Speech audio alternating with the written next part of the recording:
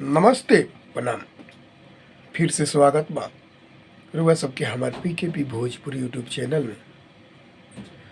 और हम बानी आप सबके छोट भाई प्रेम कुमार प्रेमी। रुआ सबके बता दें कि बहुत अच्छा फिर से अपडेट लेके हम आइल बानी रुआ सबके बीच, क्या कि रुआ सबके बहुत बड़ा काफ़ी पसंद मिली और बहुत मज़ा आई रुआ सबके ई सुन के। तो रुआ सब नाम के मुमताज नहीं की।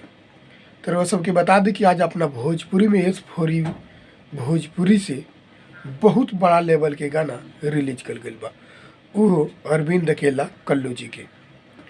एल्बम के नाम सुनते ही रुआ लोग के ब्लास्ट लागी।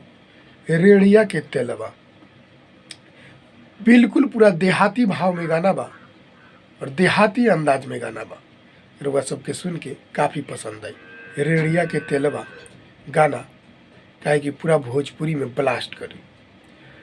तो जे भी भाई अगर वो गाना के सुन ले बा आ जे नइखे सुन ले वो जरूर जाके सुनो एस4 भोजपुरी से रेडिया के तेलबा अरविंद अकेला कल्लू जी की। रुआ सबके बता दी कि वीडियो में काम करे वाला रुआ सबके जाने माने चहेता एक्टर्स रानी जी बानी।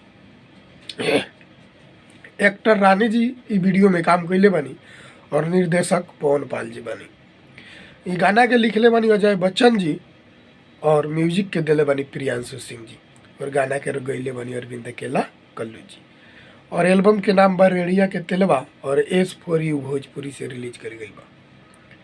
रुआ सब गाना के सुनी, ढेर सारा प्यार आशीर्वाद दी, ढेर सारा प्यार दी और ढेर सारा गाना के शेयर करी। अलग ही लोकेशन से शूट कल गई बा गाना, बहुत अच्छा लोकेशन पर शूट कल गई बा।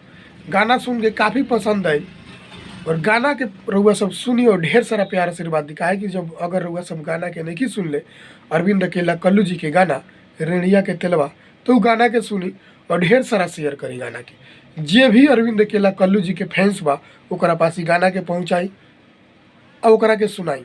काहे कि गाना सुन के कुछ हमरा अलग है, हम पूरा फुल गाना के सुनले बानी, हमरा कुछ अलग ही पसंदीदा मिजाजी लोकल बा। आ जब अपन पूरा फुल देहाती गाना बनेला तो कुछ अलग ही अंदाज में बनेला, अलग ही भाव में बनेला आ सुनला के बाद कुछ अलग ही भाव लागेला। तो रुआ सब गाना के सुनी रेडिया के तेलबा। रेड़ी देहात में कहल जाला, रेड़ के गाछ होला ओकरे। तो रेडिया के तेलबा गाना के सुनी और ढेर सारा प्यार आशीर्वाद दी और ढेर सारा वो वीडियो के शेयर करी कि ताकि पूरा भोजपुरी के बहुत बड़ा ब्लॉकबस्टर गाना को बहुत बड़ा हिट लेवल पर ले जाए वो गाना के। काहे कि सुन के हमरा कुछ अलग ही अंदाज में लगा। हमारे पीकेपी भोजपुरी यूट्यूब चैनल से नया बानी तो रुआ सब सब्सक्राइब कर ली, काहे कि हर एक कलाकार के पर अपडेट आवत रही।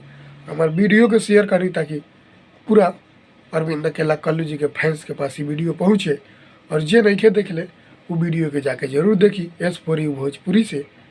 तब तक के लिए हम फिर मिलत नहीं नया अपडेट खातिर, तब तक के लिए बा प्रणाम।